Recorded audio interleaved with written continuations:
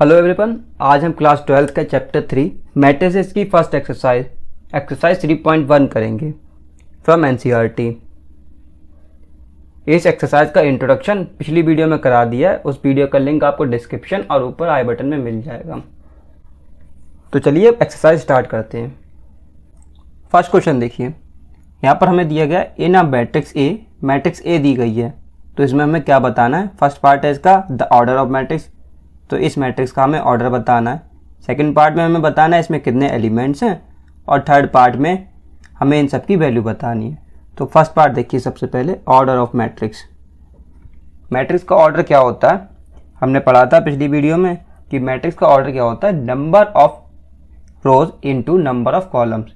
मतलब उसमें कितनी रोज हैं इंटू नंबर ऑफ कॉलम, उसी को हम क्या कहते हैं? Order of matrix. तो देखिए इस मैट्रिक्स में कितनी रोज हैं, 1 2 3, तो 3 रोज हैं, यानी कि 3 इंटू कॉलम कितने, 1 2 3 4 कॉलम है। तो इस मैट्रिक्स का ऑर्डर क्या हो गया, 3 इंटू 4, और इसको हम ऐसे भी बोलते हैं 3/4। सेकेंड पार्ट देखिए इस क्वेश्चन का, द नंबर ऑफ एलिमेंट्स। तो इसमें हमें बताना है कितने एलिमेंट्स हैं। तो एलिमेंट्स कैसे फाइंड करते हैं? जब हम ऑर्डर को सॉल्व कर लें, यानी कि ऑर्डर की मल्टीप्लाई कर दें तो हमें एलिमेंट्स मिल जाता है। तो 3 इंटू 4 यानी कि 12 elements.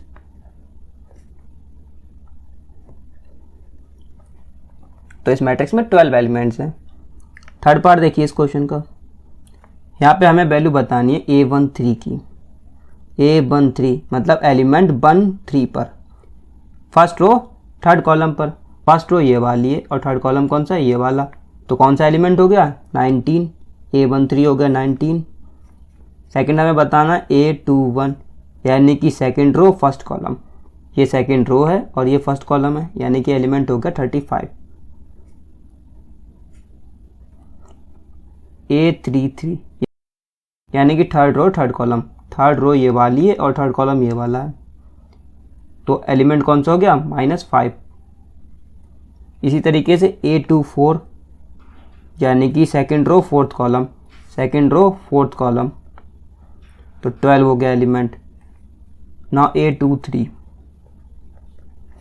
Second row third column, second row और थर्ड कॉलम, एलिमेंट कौन सा हो गया, 5/2। सेकंड क्वेश्चन देखिए, if a matrix has 24 elements what are the possible order it can have. What if it has 13 elements. मतलब एक मैट्रिक्स दी गई है जिसमें 24 एलिमेंट्स हैं, तो हमें बताना है कि इसके पॉसिबल ऑर्डर्स क्या क्या हो सकते हैं।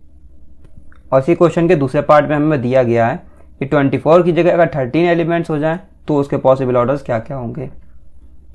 तो उसको हम कैसे सॉल्व करेंगे, देखिए कि अगर कोई मैट्रिक्स दी गई है हमें m क्रॉस n ऑर्डर की, तो उसमें एलिमेंट कितने हो जाते हैं, mn।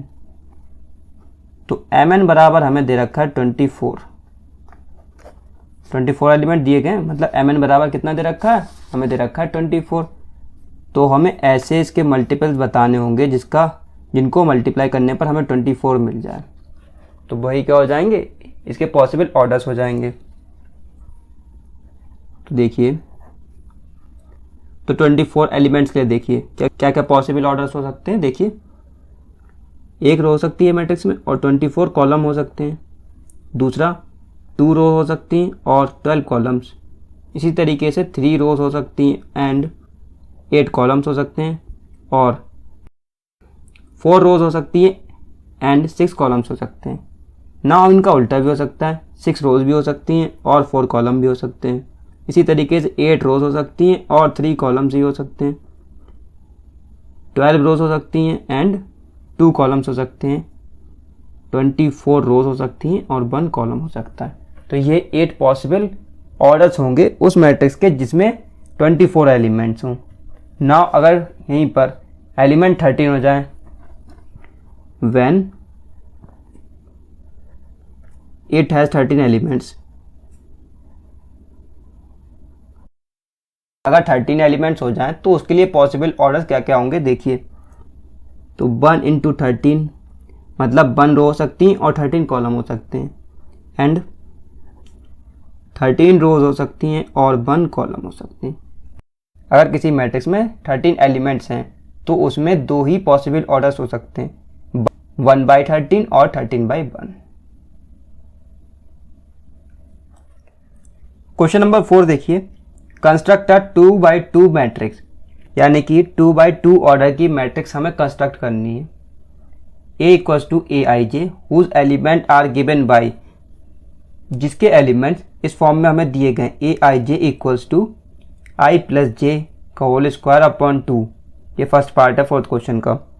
तो देखिए 2x2 ऑर्डर की मैट्रिक्स है, यानी कि मैट्रिक्स के एलिमेंट क्या होंगे, A11, A12, A13, sorry A21, A22, 2x2 order की मैट्रिक्स के ये एलिमेंट्स होंगे। यानी कि आई जे की वैल्यू हमें क्या क्या लेनी है, 11, 12, 21 और 22। इससे हम फाइंड कर सकते हैं मैट्रिक्स को। तो सबसे पहले A11 फाइंड करते हैं। A11, तो i की जगह 1 रखा है हमने, j की जगह भी 1 रखा है, तो 1 + 1 का स्क्वायर अपॉन 2, 2 का स्क्वायर अपॉन 2, 4 अपॉन 2, 2। तो A11 हमें क्या मिल गया, 2 मिल गया। नाउ A12 फाइंड करते हैं।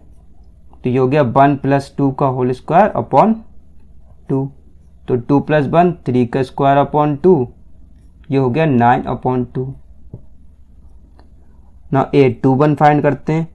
तो i की जगह हमने 2 लिया है और j की जगह 1, स्क्वायर अपॉन 2, तो ये हो गया 3 का स्क्वायर अपॉन 2, यानी कि 9 अपॉन 2। अब A22 फाइंड करते हैं। तो 2 + 2 का होल स्क्वायर अपॉन 2, यानी कि 2 + 2 4 का स्क्वायर अपॉन 2, तो ये हो गया 16 अपॉन 2, यानी कि 8। तो A11, A12, A21, A22 की वैल्यू हमें मिल गई।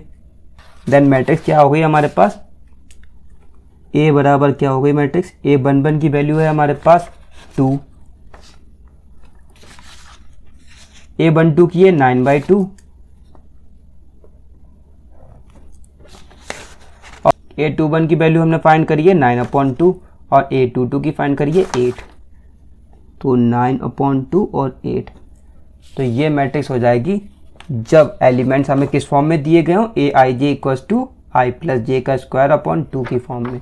तो मैट्रिक्स हो जाएगी A बराबर दिस। सेकंड पार्ट देखिए फोर्थ क्वेश्चन का। यहाँ पर Aij बराबर i अपॉन जे दे रखा है। तो A11 फाइंड करते हैं। i की वैल्यू भी 1 ली है हमने, j की भी वैल्यू 1 ली है, तो 1/1 यानी कि 1 हो गया। नाउ A12 फाइंड करते हैं। i की वैल्यू हमने 1 ली है और j की वैल्यू क्या ली है 2, तो ये हो गया 1/2। A21 फाइंड करते हैं। तो i लिया है हमने 2 और j लिया है 1, तो A21 की वैल्यू क्या हो गई 2। इसी तरीके से A22 की वैल्यू फाइंड करते हैं। A22 की वैल्यू मतलब i बराबर 2 और j बराबर भी 2, तो 2 से 2 कैंसिल यानी कि 1। तो मैट्रिक्स क्या फॉर्म हो गई हमारे पास, A11 की वैल्यू 1, A12 की वैल्यू 1/2, A21 की वैल्यू 2 और A22 की वैल्यू 1। तो ये 2x2 ऑर्डर की हमें मैट्रिक्स फॉर्म हो गई जब Aij बराबर क्या हो, i अपॉन जे हो। थर्ड पार्ट देखिए, यहाँ पर Aij बराबर हमें दिया गया i प्लस 2j का होल स्क्वायर अपॉन 2। तो सबसे पहले A11 की वैल्यू फाइंड करेंगे। i की जगह 1 लेना है हमें और j की जगह भी 1 लेना है, तो 2 × 1 का होल स्क्वायर अपॉन 2, तो ये हो गया 1 + 2 का होल स्क्वायर अपॉन 2, यानी कि 3 का स्क्वायर अपॉन 2, जो कि हो गया 9/2। A21 फाइंड करते हैं। तो i की जगह 2 लेना है हमें और j की जगह 1, इसका होल स्क्वायर अपॉन 2, तो ये हो गया 2 + 2 का होल स्क्वायर अपॉन 2, 4 का स्क्वायर अपॉन 2, यानी कि 16/2, 8। तो A21 हमारे पास आ गया 8। इसी तरीके से A12 फाइंड करते हैं। तो सॉरी हमने A21 पहले कर लिया, A12 बाद में कर रहे हैं। इसमें कोई प्रॉब्लम नहीं है, बस हमें वैल्यू चारों फाइंड करनी है। तो i की जगह 1 लेना है और j की जगह 2, तो 2 × 2 का होल स्क्वायर अपॉन 2, तो ये हो गया 1 + 2 = 4 का होल स्क्वायर अपॉन 2, तो ये हो गया 5 का स्क्वायर अपॉन 2, यानी कि 25/2। नो लास्ट वैल्यू A22, आई की जगह 2 लेना है, 2 इंटू जे की जगह भी 2 लेना है का होल स्क्वायर अपॉन 2। तो ये हो गया 2 + 4 का स्क्वायर अपॉन 2, 4 + 2 6 का स्क्वायर अपॉन 2, यानी कि 36/2। तो ये हो गया हमारे पास 18। नाउ जब ए आई जे बराबर इसके होगा तो जो हमारे पास मैट्रिक्स 2/2 ऑर्डर की मैट्रिक्स फॉर्म होगी वो क्या होगी, 9/2, 25/2, 8, 18। क्वेश्चन नंबर 6 देखिए, find the value of x, y and z from the following. तो हमें x, y और z की वैल्यू फाइंड करनी है। तो फर्स्ट पार्ट देखिए, यहाँ पर हमें दो मैट्रिक्स बराबर दी गई हैं। तो दो इक्वल मैट्रिक्स कब होती हैं, जब उनका ऑर्डर सेम हो। तो देखिए लेफ्ट हैंड साइड में जो मैट्रिक्स है इसका ऑर्डर क्या है, 2/2 और 2/2। राइट हैंड साइड वाले का भी है। तो पहली कंडीशन तो यही होती है। दूसरी कंडीशन इक्वल मैट्रिक्स की क्या होती है कि उसके करस्पॉन्डिंग एलिमेंट्स कैसे होने चाहिए, इक्वल होने चाहिए। तो करस्पॉन्डिंग एलिमेंट्स इक्वल होने के लिए y की वैल्यू क्या हो जाएगी, 4। y बराबर किसके हो जाएगा, 4 के। z बराबर किसके हो जाएगा, 3 के। एंड x बराबर किसके हो जाएगा, 1 के। तो x बाई z की वैल्यू हमें मिल गई। सेकंड पार्ट देखते हैं इसी क्वेश्चन का। सेकंड पार्ट में देखिए, दोनों मैट्रिक्स इक्वल दी गई हैं तो इनके करस्पॉन्डिंग एलिमेंट्स क्या होंगे, इक्वल होंगे। तो यहाँ से हमें क्या मिलेगा, x + y की वैल्यू क्या मिल जाएगी, 6। करस्पॉन्डिंग एलिमेंट्स क्या होंगे, इक्वल। 5 + z की वैल्यू क्या मिलेगी, 5 + z = 5। तो यहाँ से z की वैल्यू हमें क्या मिलेगी, 0। एंड x बाई क्या मिलेगा हमें, 8। x बाई बराबर क्या मिल गया, 8। अगर यहाँ से हम y की वैल्यू फाइंड करें तो क्या मिलेगी हमें, 8/x। इस वैल्यू को यहाँ पर पुट कर देते हैं। तो x + 8/x = 6। इसको सॉल्व करते हैं तो ये हो जाएगा x² + 8/x = 6, यानी कि x² + 8 = 6x। तो x² - 6x + 8 = 0। ना इसके फैक्टर करते हैं हम। x² - 4x - 2x + 8 = 0। x common लेते हैं यहाँ से, तो x - 4, यहाँ से -2 कॉमन लेंगे तो x - 4 = 0। तो ये हो गया हमारे पास x - 4 x - 2 = 0। तो x की वैल्यू क्या क्या हो सकती है, x की वैल्यू 2 भी हो सकती है और x की वैल्यू क्या हो सकती है, 4 भी हो सकती है। When x = 2, जब x बराबर क्या होगा, 2 के। यहाँ पर हम x की वैल्यू पुट कर देंगे तो y बराबर किसको हो जाएगा, 8/2, यानी कि y की वैल्यू क्या हो जाएगी, 4। When जब x बराबर क्या होगा, x की वैल्यू अगर हम 4 लेंगे तो यहाँ पर पुट कर देते हैं फिर से। तो y = हो जाएगा 8/4, यानी कि y की वैल्यू क्या हो जाएगी, 2। थर्ड पार्ट देखिए 6 क्वेश्चन का। यहाँ पर भी हमें दो मैट्रिक्स इक्वल दी गई हैं। तो दो मैट्रिक्स इक्वल हैं यानी कि उनके करस्पॉन्डिंग एलिमेंट्स इक्वल होंगे। देन x + y + z की वैल्यू क्या हो जाएगी, 9। x + z की वैल्यू हो जाएगी 5 और y + z की वैल्यू क्या हो जाएगी, 7। तो x बाई z की वैल्यू फाइंड करनी है तो y + z की जगह हम 7 पुट कर देंगे यहाँ पर। तो x + 7 = 9 हो गया। तो x की वैल्यू यहाँ से क्या आ गई, 2। x + z की वैल्यू हमें 5 दी गई है, यहाँ पर पुट कर देंगे x + z। तो ये क्या हो जाएगा, y + 5 = 9। तो y की वैल्यू क्या आ गई, 4। नौ x की वैल्यू हमें पता है, y की वैल्यू पता है, दोनों इसमें पुट कर देंगे, z की वैल्यू हमें मिल जाएगी। x की वैल्यू पुट करेंगे 2 + y की वैल्यू 4 + z = 9।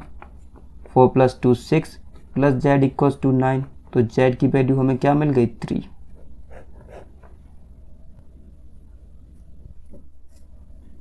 क्वेश्चन नंबर 7 देखिए, find the value of a, b, c and d from the equation.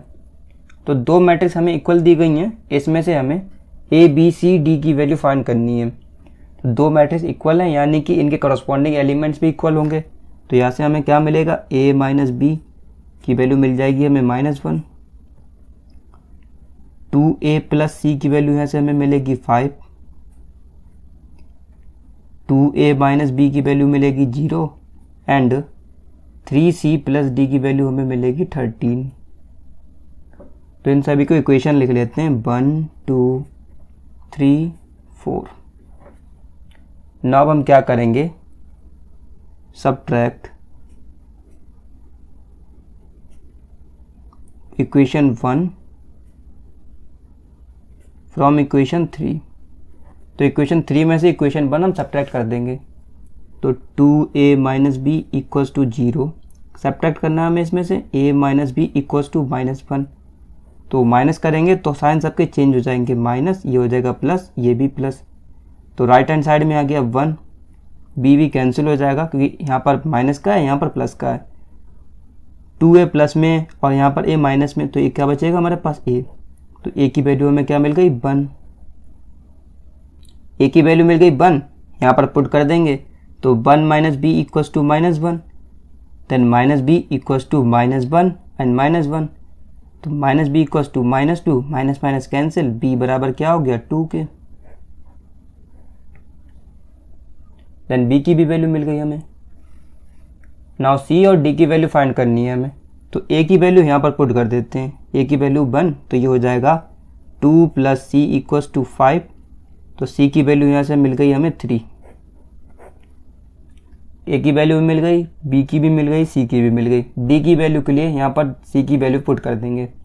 तो 3 into 3 plus d equals to 13, 3 3 जा 9 प्लस d इक्वल्स टू 13। तो d की वैल्यू यहाँ से हमें मिल गई 13 माइनस 5, यानी कि d की वैल्यू क्या हो गई हमारे पास, d की वैल्यू हो गई 4, d बराबर 4। a b c d तीनों की वैल्यू हमें मिल गई। क्वेश्चन नंबर 8 देखिए, a बराबर दिया गया हमें a i j जिसका ऑर्डर है m cross n is a square matrix if.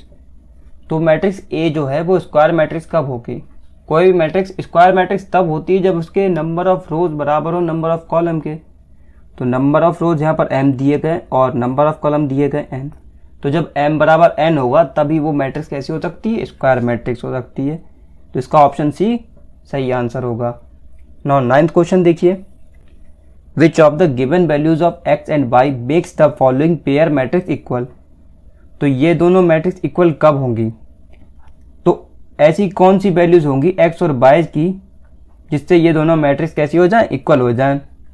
तो करस्पॉन्डिंग एलिमेंट्स इक्वल होते हैं, दो मैट्रिक्स जब इक्वल होती हैं तो, और ऑर्डर सेम होना चाहिए। तो मैट्रिक्स दोनों का ऑर्डर तो सेम है, तो करस्पॉन्डिंग एलिमेंट इक्वल पुट करते हैं। तो 3x प्लस 7 की वैल्यू क्या है 0, y प्लस 1 की वैल्यू है 8, 2 माइनस 3x की बराबर कितना आ जाएगा 4 के। यहाँ पर हमने क्या करा, करस्पॉन्डिंग एलिमेंट्स को इक्वेट कर दिया ना। यहाँ से y की वैल्यू तो यहाँ पे मिल गई हमें 7, यहाँ से x की वैल्यू निकालेंगे तो क्या आ जाएगी, 7 इधर जाएगा -7 हो जाएगा, 3 डिवाइड में आ जाएगा ना। यहाँ से जब हम x की वैल्यू निकालेंगे तो -3x बराबर हो जाएगा 2, तो x बराबर हो जाएगा -2/3।